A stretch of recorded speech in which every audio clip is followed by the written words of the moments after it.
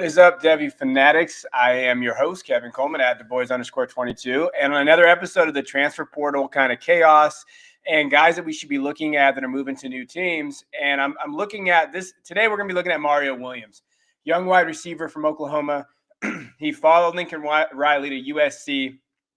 And what can we expect from this kid? And where is he going to go? And where does he fit in? And I think that it was interesting that he went to USC because I don't think that they really elevated his talents and really kind of pushed him at Oklahoma. I thought that they used him in a lot of different ways that I feel like they should have been able to get him the ball more last year. And when you see what he did last year, we can see his height, his weight there. I know he's on a smaller side. He had 35 receptions for 380 yards and 4 touchdowns last year. But when you're looking at him, like, he didn't necessarily produce as much as some people thought. And I think that when we look at that, that's why it was interesting that he chose USC, because he's going to the same offense that I think struggled last year. I think one of the lesser known facts, and what a lot of people don't realize because they believe Lincoln Riley is that good of an offensive coach, is he had a bad year last year in terms of scheme, game plan, and something just wasn't there.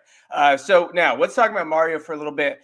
What does Mario bring? He's an athlete. Okay, first and foremost, when you look at him and you watch him run and you watch him play, like he's going to get out in space. He has that yak ability. I like him a lot in terms of just being an athlete out there. I do think he can struggle at times. He can struggle off the press coverage. He can struggle in physicality. He can struggle sometimes if he doesn't get the ball in open spaces. Can he create his own separation sometimes? I think his release is good at times, but I think he can get knocked off somewhat. But he has good lateral agility. We know that. I don't think he's slightly framed either. Like, he's small, but he's big. He's got size on him. He's got good lateral quickness. He's there. He can get off a line a little bit. I think he struggled there, but I think that was more of a scheme thing, the way they kind of use him in that scheme.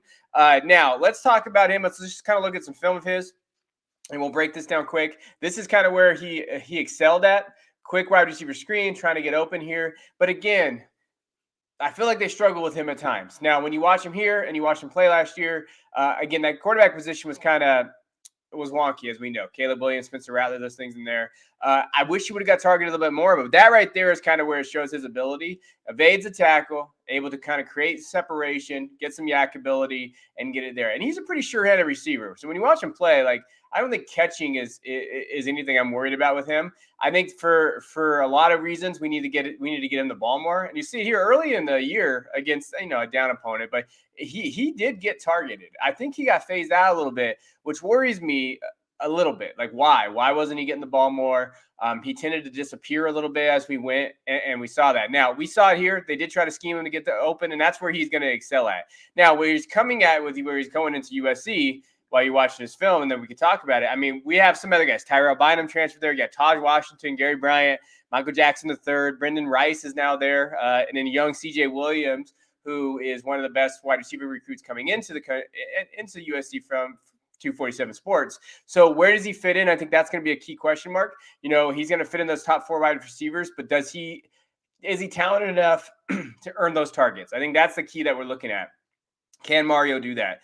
And again, we'll see. I like what I see from him. Now, in terms of where you're going to draft him, we're going to talk about his ADP here in a little bit. How high does he go? And I think that really just depends on talent level. We still don't know who the quarterback at USC is right now. Now, it's January 26th. If you're watching this, no transfer is going in there. We're looking at his supposedly quarterback, Caleb Williams, but there's been some talk about Caleb going to Wisconsin now, and we don't really know where he's going to go. He has not actually transferred anywhere. So who's going to be the quarterback there? We know Dart's still gone. You have these other guys that are there. Miller Moss is there. But where are we going to go with that quarterback position, especially with Williams' upside? I think that is the key. If they get Caleb, they get these guys in here at USC, then okay, I'm not that concerned. But again, you'll see it here. His ability to kind of make these catches, score, he does a good job. And so when we're looking at basically his ADP right now, it's 4th or 5th round. Surprisingly, I've seen him go in those areas, and that's a little high for me. I'm gonna be honest. Like I saw him go. The 402, I believe. And to me, you're drafting ceiling there and in C2C. And Devy, that's, again, a little high for me. So I'm looking at both Devy and C2C here. I try to average it out for you guys. I understand the talent's there, but he didn't really produce that much last year. I think that he's going to excel in the system as long as he earns the targets and as long as they have a quarterback in that system this year. And if he doesn't have a good year this year, now you're looking at a decreased value based on where you're drafting him. So I wouldn't draft his absolute ceiling, but if he's going to fall to the 6th or 7th round, I don't mind taking a shot on him just based on his talent where he's at. So I appreciate you guys tuning in, looking at this little quick Devy Royale in 5. If you haven't subscribed to the podcast, please do so. You can find us on iTunes, Spotify, wherever you find your podcast, and obviously subscribe to the channel. If you like Devy and you like kind of what we're bringing you guys. So we appreciate you guys. We'll see you guys next time.